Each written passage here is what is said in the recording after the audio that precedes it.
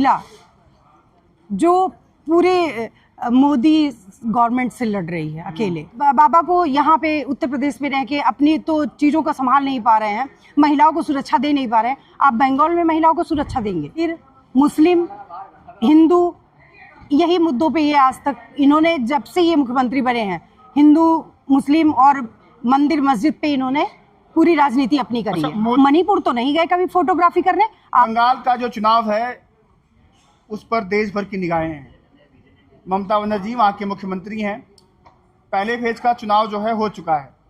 पहले फेज के चुनाव में आपने देखा कि किस तरह से वोटरों को मारा पीटा गया, सही से वोटिंग नहीं हुई, डर का माहौल, भय का माहौल, सेंट्रल फोर्स की इतनी सारी एजेंसियाँ वहाँ पर, भाजपा के जहाँ भी सरकार है उनकी वहाँ के तमाम विधायक, कैबिनेट मंत्री, सब लोगों ने बंगाल में डेरा डाल रखा है।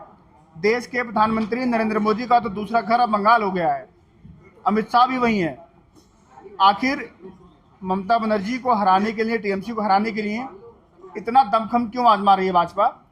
इस मुद्दे पर बातचीत करने के लिए समाजवादी पार्टी की प्रवक्ता प्रीति चौबे जी मौजूद हैं। आइए इनसे बातचीत करते हैं, समझते हैं कि बंगाल के चुनाव माहौल को कैसे देखती हैं। स्वागत है आपका। बंगाल में चुनाव हो रहा है, कैसे देखती हैं आप? बंगाल में चुनाव हो रहा है, देखती हुई यही हूँ कि चौथी बार दीदी जो है मुख्यमंत्री बनने की शपथ लेंगी 4 मई के बाद में। और बस इतना जानना चाहती हूँ कि एक महिला जो पूरे मोदी गवर्नमेंट से लड़ रही है अकेले, और भाजपा कहती है महिला सम्मान की बातें, मोदी जी करते हैं महिला सम्मान की बातें, और महिला सम्मान के लिए इन्होंने अभी जो है जगह जगह पे धरना प्रदर्शन कराए। मैं बस इतना मोदी जी से कहना चाहती हूँ कि आप महिला सम्मान की बातें करते हैं और एक महिला को हराने के लिए आपकी पूरी कैबिनेट, 21 मुख्यमंत्री आपके, और उसके बाद में प्रधानमंत्री, गृह मंत्री से लेके कोई ऐसा नहीं है जो दीदी के बारे में गलत बोल के चुनाव जीतना ना चाहता हो। तो आप महिला सम्मान की बातें कहाँ कह रहे हैं?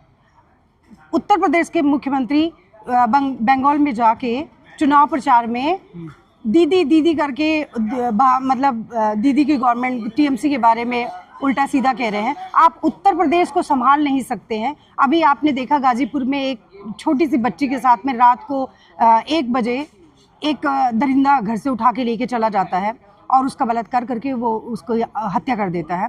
उस पे वहाँ गाजीपुर का प्रधान मिलके और लोगों ने उसको मार दिया और वहाँ की पुलिस मिलके उस लड़की को न्याय नहीं मिल पा रहा है। हमारा डेलीगेशन पूरा गया वहाँ पे, सबके साथ में उस गांव में प्रधान ने पथराव कराया, सबको लहू लहान करा दिया। हमारे पूर्व मंत्री थे उनको भी, लेकिन उसके लिए बीजेपी चुप्पी साधी हुई।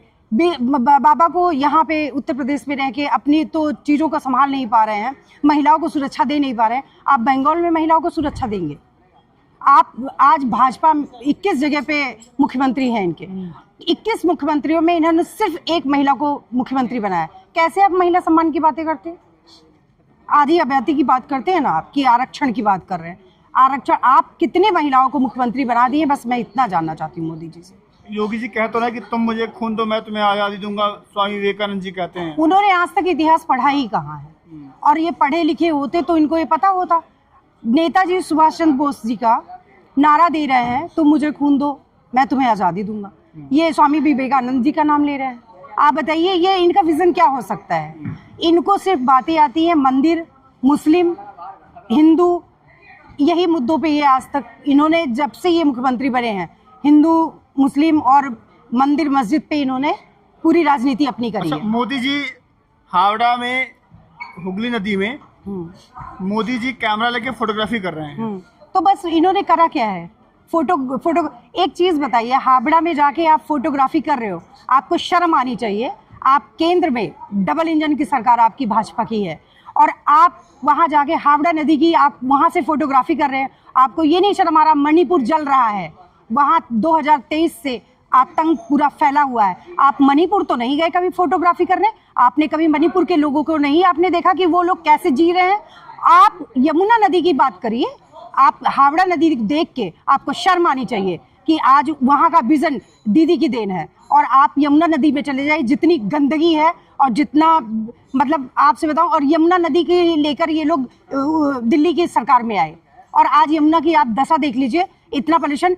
घर में पानी पीने के लिए उसमें गंदगी वाला पानी आ रहा है। जो पानी लोग पी नहीं सकते दिल्ली के लोग।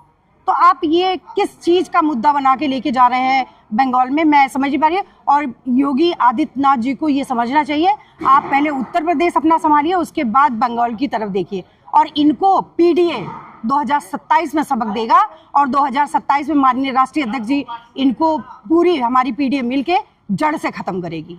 भाजपा के 21 मुख्यमंत्री, देश के प्रधानमंत्री, गृह मंत्री, सेंट्रल एजेंसियां, ये तमाम लोग मिलकर क्या बंगाल की जो मुख्यमंत्री हैं ममता बनर्जी, इनको हरा पाएंगी? ये कभी नहीं हो सकता। बंगाल की टैगोर नाम देते हैं हम लोग, शेरनी है वो। और इन्होंने 2021 में इलेक्शन हुआ था, तब भी इन्होंने ऐसे ही किया था, ओ दीदी का नारा दी। और अब की बार गृह मंत्री जी ने एक महिला को सम्मान दे रहे हैं ए दीदी करके, ठीक है।